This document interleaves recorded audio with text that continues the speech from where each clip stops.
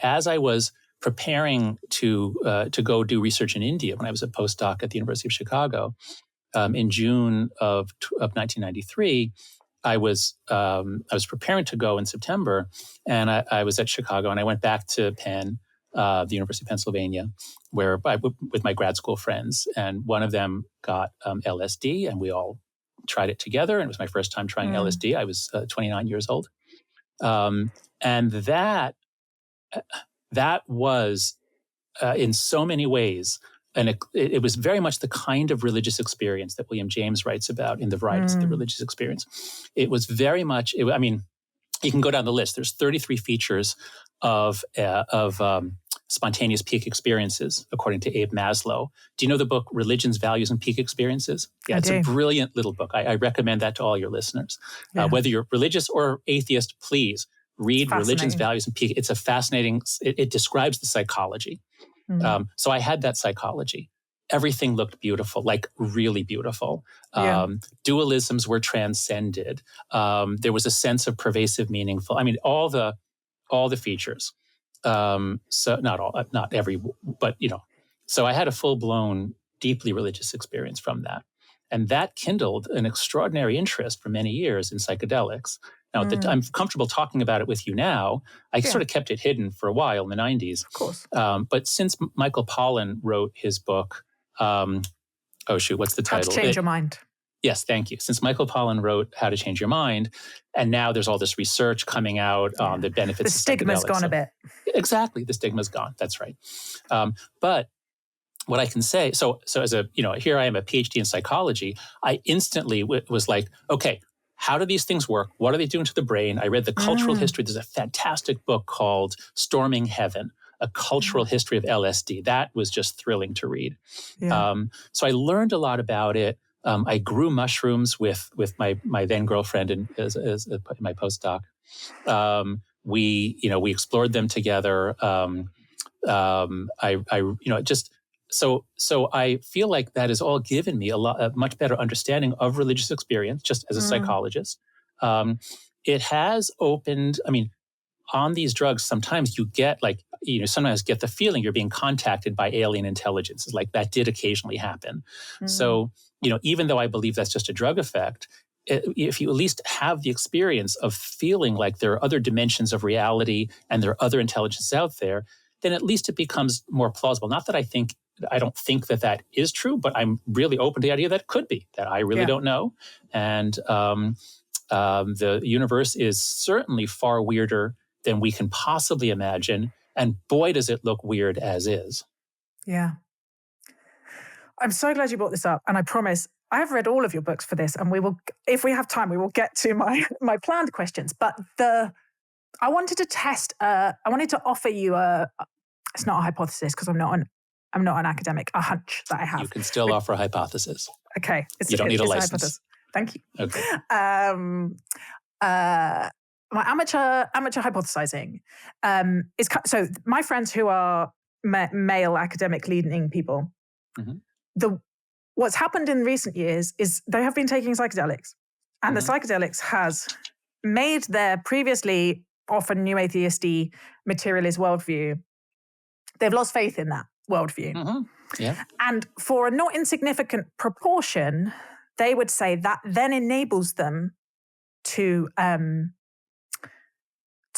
so one person said to me, fascinating, complete 360 turnaround in his life, said the mushrooms weren't the religious experience, but the mushrooms made me open enough, made me able to open my heart to the religious experience.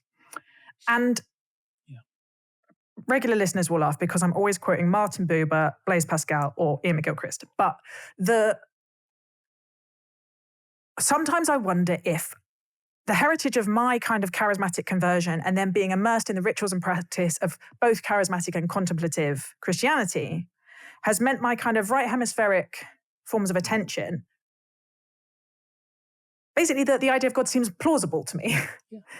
In a way that when you have very left hemispheric forms of attention, and new listeners, I'm sorry, I will unpack this for you in the reflections at the end. We're not going to do it now because Jonathan knows exactly what I'm talking about. And that some of what psychedelics can do is just open that space to see what I would say is actually an already there, but is that our inattentional blindness makes it difficult for us to see. How does any of that land? Oh, that lands perfectly. In my academic research, so what the core idea in my main book, the book describing my own work, is The Righteous Mind, Why Good People Are Divided by Politics and Religion.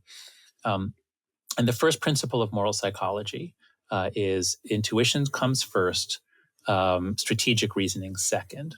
So I'm an intuitionist, and in everything I do, I try to first trigger intuitions, get the right sort of emotional framing or background. And then when you put in your main idea, now it all fits, and the person has a feeling of, yes, that all connects.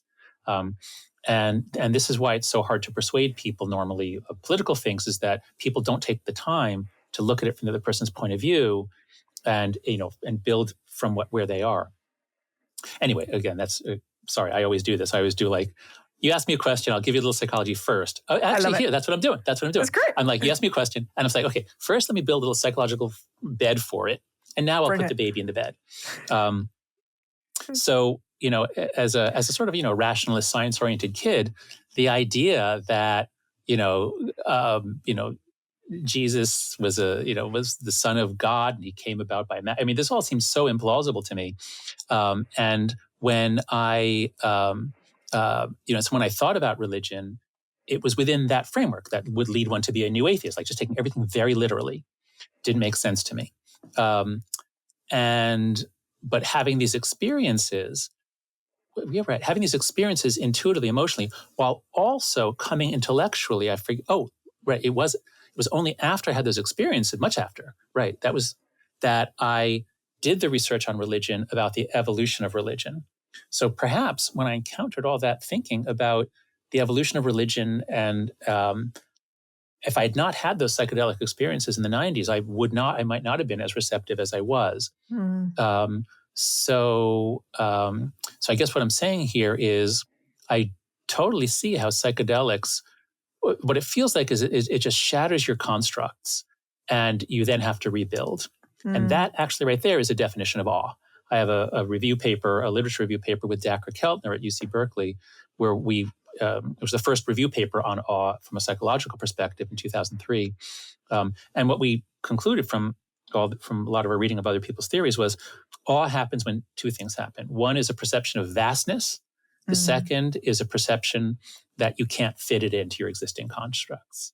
And when you look at religious conversion experiences, Saul on the road to Damascus, Arjuna in the Bhagavad Gita, me taking acid for the first time, you have that. It shatters your constructs, then you have to rebuild.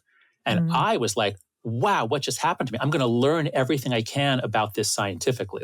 What happened? That was incredible. But I can totally see other people are like, wow, what happened to me? I'm going to investigate. How much further can I take this? This is like a glimpse of heaven. How do I want to get back there? And I think it's relevant that a lot of the pioneers of psychedelic, the whole psychedelic movement in the 60s, I think very few of them stayed with psychedelics a lot. A lot of them moved on to Indian religions. So there is a kind of or actually many other religions. People became spiritual seekers. So I think that is a natural evolution.